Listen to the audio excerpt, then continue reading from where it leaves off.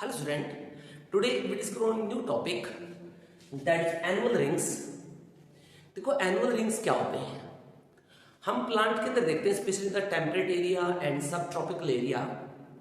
उन एरिया में क्या होता है, जो ट्रीज होते हैं, ट्री के अंदर कुछ एनुअल रिंग्स बनते हैं, यानी सेकेंडरी जो जाइलम की जो एक्टिविटी होती है, यानी कैम्बियम की एक्टिविटी होगी, उसकी वजह से जो होती है अलग अलग सीजन के अंदर अलग अलग जाइलम के रिंग्स बनेंगे और वही क्या कहलाते हैं, एनुअल रिंग्स कहलाते हैं।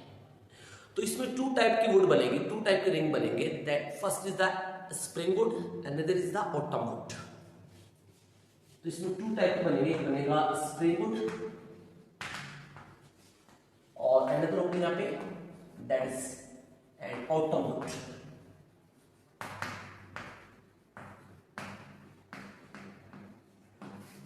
राइट, अब यहां पे देखते हैं कि ये स्पेशली कहां बनते हैं एनुअल रिंग्स। एनुअल रिंग्स आपको दिखाई देंगे in the temperate area, temperate area, temperate सब ट्रॉपिकल एरिया, सब ट्रॉपिकल एरिया, जहां पे सीजनल चेंजेस ज्यादा आते हैं, यानी टेम्परेट और सब ट्रॉपिकल एरिया होता है, के अंदर क्या बनते हैं, के अंदर बनेंगे एनुअल रिंग्स। एनुअल रिंग्स ये किसकी वजह से बनते हैं? Due to activity of secondary xylem, due to secondary xylem, किसकी वजह से बनते हैं? ये सेकेंडरी जाइलम की एक्टिविटी से बनते हैं। अब देखते हैं स्प्रिंग वुड क्या होती है। देखो स्प्रिंग वुड क्या होगी।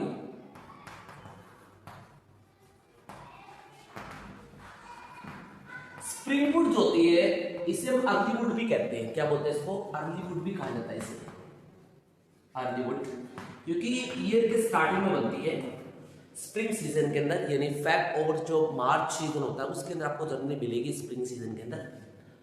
और इसकी जो कैविटी होती है वो थोड़ी वाइडर मिलेंगे आपको, यानी जाइलम की जो वेसल्स होती है वो थोड़ी वाइडर कैविटी दिखाई देगी इसमें। Vessel cavity, vessel is wider, vessel क्या होती है? काफी ज्यादा वाइडर होती है, बट वेसल थिन भी होती है एंड थिन वॉल। और वॉल क्या मिलेगी उसकी? पतली, काफी पतली वॉल मिलती है। वेसल्स यहां पे काफी वाइडर मिलेंगी और वॉल क्या मिलेगी? काफी ज्यादा थिन मिलती है यहां पे। और ये काफी ज्यादा वाटर के कंडक्शन में हेल्प करती है, यानी कंडक्शन बहुत अच्छा करेगी। जितनी ट्यूब जो वाइडर होगी तो उसमें पानी का ट्रांसपोर्ट था वो बढ़ जाएगा। राइट, तो ये होती है स्प्रिंग वुड के बारे में।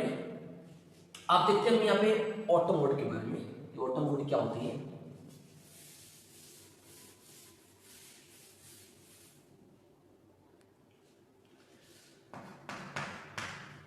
ऑटम वुड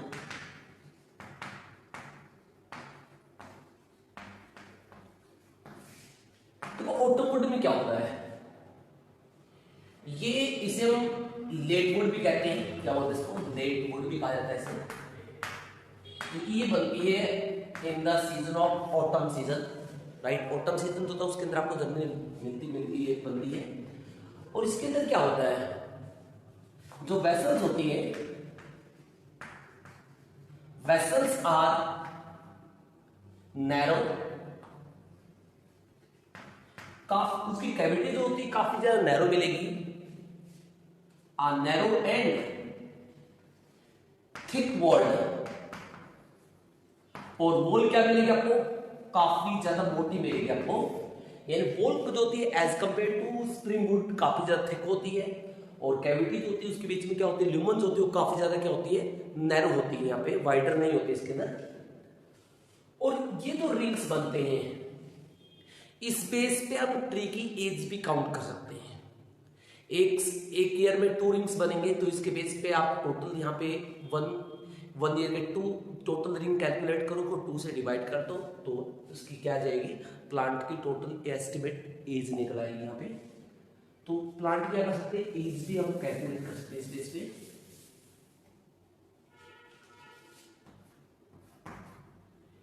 प्लांट या ट्री जो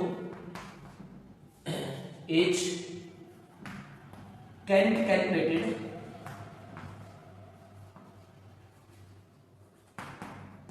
plant age can be calculated through annual rings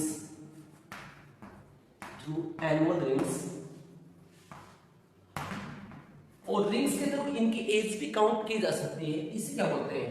इसे बोलते हैं डेंड्रोक्रोनोलॉजी।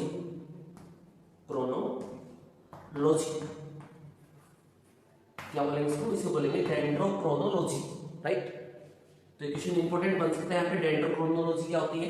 डेंड्रोक्रोनोलॉजी वो ब्रांच होती है जो रिंग्स के बेस से प्लांट की एज निकालती है। उस ब्रांच क्या बोलते हैं? डेंड्रोक्रोनोलॉजी कहते हैं, राइट। तो that's about the annual rings.